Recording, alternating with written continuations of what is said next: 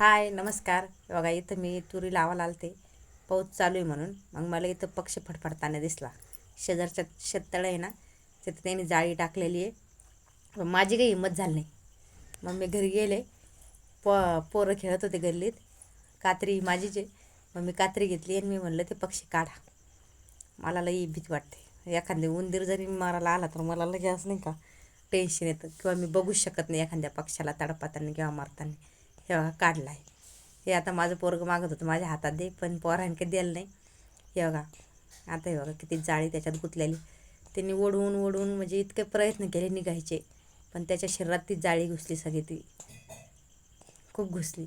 मग मी म्हणलं आता हे काही मला दाखवू पण नका, याचं निवांत तुम्ही माझ्यासमोर काढूच नको म्हणलं ही जाळी. कारण मला लई भीती वाटायला लागली की मग हे पोरं म्हणत होते नाही त्याचा मान कापली वगैरे, पण माझी काही बघायची हिंमत झाली नाही. आणि इकडून माझं निळ्या शर्टवालं माझं पोरगं हा विघ्नेश ज्याने पकडले ते, आणि हा बाजूचा आहे तो खालिक. काय येतेस ना खालीक. हा खालिक. मग हे पोरं होते, हे माझा शिव इथे इथं शेततळे पहा. हे अशा जाळ्या टाकलेल्या आहे. आपण किती निसर्गाचं नुकसान करतोय.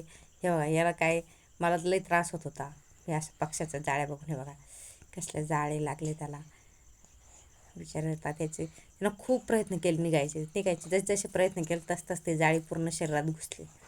आता ते म्हणजे रक्त निघत होतं त्याचं थोडं थोडं, पण ते जगन का नाही जगन आता याची काही गॅरंटी नाही आहे.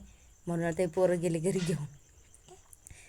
माझी काही हिंमत झाली नाही त्याला बघायची, असं डोकून वगैरे की कुठं लागलं आहे ते. मी त्याला ओरडून सांगत होते बाबा माझ्यासमोर नको काढू म्हणून. आणि एखाद्या प्राण्याच्या त्रासात मला बघूच शकत नाही मी. मग आता पोराने म्हटलं आता निवांत बसून काढू. म्हणून या पोराला म्हटलं तुम्ही आता कुठंतरी जागा शोधा, त्याला हळद गिळद लावून म्हटलं आधी ते पूर्ण काढा. पण जगलं पण आता प्रयत्न करू म्हटलं. माहीत नाही किती दिवसानं ते आता गुंतलेलं होतं काय होतं. आपण नाही का किती निसर्गाचं नुकसान करतोय, याची लिमिट नाही. आणि निसर्गाने आपलं थोडंसं नुकसान केलं का आपण म्हणतो नुकसान केलं. पण असंख्य नुकसान आपण निसर्गाचं करतोय. असे पक्षींना किती मारतात, करण पण ते गुंतवून अशा जाळ्यामध्ये फसवून. त्यांना पण जगण्याचा अधिकार आहे ना, त्यांना पण राहण्याचा अधिकार आहे.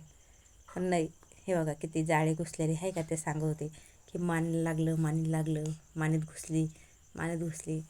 पण मी काही पोहू शकले नाही, कारण मला लई तकलीफ होते अशा गोष्टीची. मम्मा, माझ्या हाताला एवढी केस उपडू शकत नाही ना. माझ्या पायापर्यंत आहे ना. हे बघा कसे जाळे लागलेले पोरांना. म्हणजे पोरं इथे आलं घेऊन गेले. इकडं घरी आणलं पोराने, हे जाळी काढली बघा. मी तोपर्यंत जाऊन आले तुरीचं 1 तास, आणि म्हटलं दाखव मला. हे बघा एवढी जाळी त्याच्या शरीरात निघलेली.